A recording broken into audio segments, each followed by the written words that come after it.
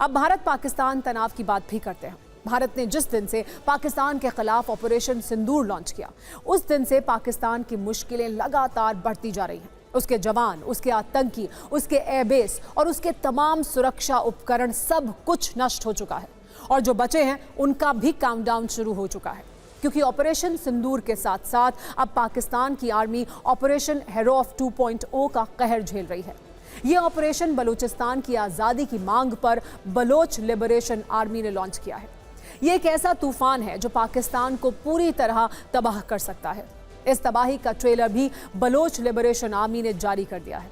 Operation हेरोफ के पहले चरण में बलोच विद्रोहियों ने पाकिस्तान की आर्मी को जबरदस्त नुकसान पहुंचाते हुए उसके 100 से ज्यादा सैनिकों को मारने का दावा किया, जबकि ऑपरेशन हेरोफ 2.0 के लॉन्च के 24 घंटे के अंदर ही पाकिस्तानी आर्मी पर 7 कोऑर्डिनेटेड हमले किए गए। इन हमलों में 58 अलग अलग लोकेशन को टारगेट किया गया और उन पर 78 बार अटैक हुआ। दावा है कि बलोच लिबरेशन आर्मी ने पाकिस्तान की 2 चौकियों को पूरी तरह तबाह कर दिया। और सबसे बड़ा झटका ये कि ऑपरेशन हेरोफ 2.0 में पाकिस्तानी खुफिया एजेंसी ISI के 4 एजेंट भी मारे गए। इनमें मुल्ला शरीफ नाम का ISI एजेंट भी शामिल है, जिसे BLA ने ग्वादर में मार गिराया। पाकिस्तानी आर्मी से भिड़ने के लिए BLA की तैयारी काफी पुख्ता नजर आ रही है। वो आए दिन पाकिस्तानी सेना पर अटैक के वीडियो जारी करता रहता है। ये वीडियो कुछ दिन पहले ही हमने आपको दिखाया था, जो बलूचिस्तान की बोलन घाटी का है। इसमें BLA ने पाकिस्तानी सैनिकों की गाड़ी को एक जोरदार धमाके से उड़ा दिया था। ये धमाका रिमोट कंट्रोल के जरिए किया गया था और इस हमले में जनरल मुनीर के 12 सैनिक मारे गए थे। उसके बाद ही BLA ने ऑपरेशन हेरोफ का दूसरा चरण लॉन्च किया और पाकिस्तानी सेना पर चौतरफा अटैक शुरू कर दिया। इन हमलों का सीधा मतलब है कि जब तक बलूचिस्तान आज़ाद नहीं हो जाता, तब तक बलोच लिबरेशन आर्मी रुकने वाली नहीं है। बलूचिस्तान की नींव में पाकिस्तान का जो पत्थर लगा है, वो अब उखड़ने वाला है। BLA ने अपने ऑपरेशन हेरोफ से उसे उखाड़ने की शुरुआत कर भी दी है। जरा BLA के इस ऑपरेशन की टाइमलाइन पर भी आप एक नजर डालिए।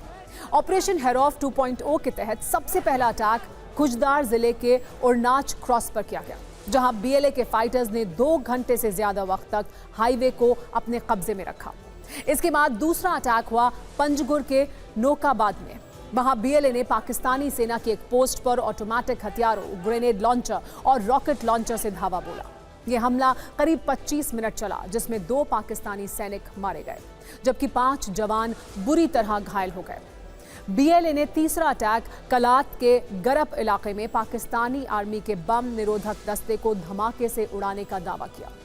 सीबी इलाके में बलोच लिबरेशन आर्मी ने पाकिस्तानी सेना के पोस्ट पर ग्रेनेड से अटैक किया और काची के मथरी इलाके में भी पाकिस्तानी सैनिकों पर बलोच विद्रोहियों ने जबरदस्त गोलीबारी की। बलोच लिबरेशन आर्मी ने इस ऑपरेशन का नाम भी काफी सोच समझ कर रखा है। हमने फिक्र के फैंस के लिए इस नाम को भी डिकोड किया है। दरअसल हेरोफ बलोची भाषा का शब्द है, जिसका मतलब होता है काला तूफान।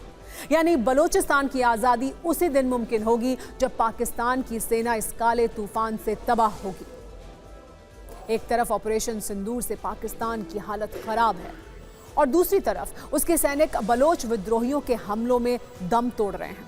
बलोच लिबरेशन आर्मी किसी भी कीमत पर पाकिस्तानी सेना को बख्शने के मूड में नहीं है। इसलिए दोनों मोर्चों पर पाकिस्तान को यह समझ नहीं आ रहा है कि क्या करें।